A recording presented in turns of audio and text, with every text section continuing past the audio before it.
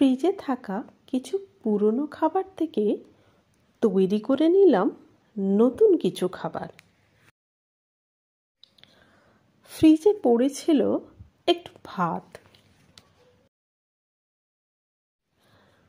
একটু বিনস, একটু গাজর আর একটু পেঁয়াজ প্রথমে কুচিয়ে নিলাম। প্রথমে কড়াইতে সাদা তেল দিয়ে একটু বাদাম ভেজে নিলাম।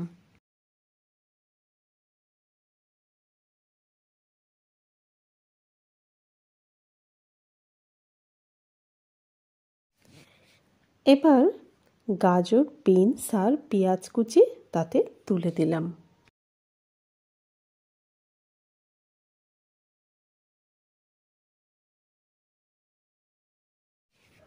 একটু কুচনো লঙ্কা আর একটু লবণ দিয়ে নাড়াচাড়া করে চাপা দিয়ে দিলাম।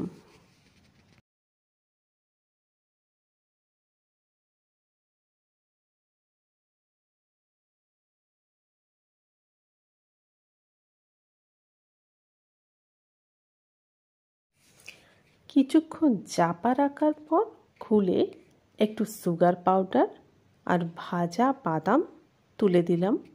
এরপর তুলে দিলাম ভাত।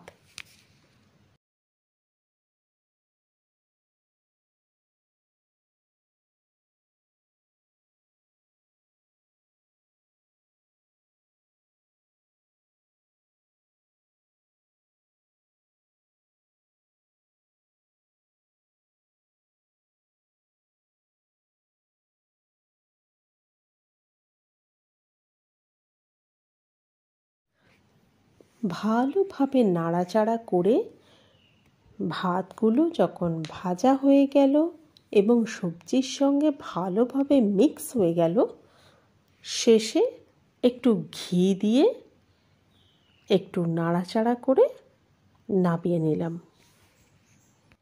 এবার ফ্রিজ থেকে বেরোলো একটু রান্না করা বাঁধাকপি আর একটু আটা মাখা। আটাকে প্রথমে একটু ভালো করে মেখে নিলাম, তারপরে খুলি তৈরি করে তাতে বাঁধাকপির পুর দিয়ে লেট্টির মতো তৈরি করে নিলাম।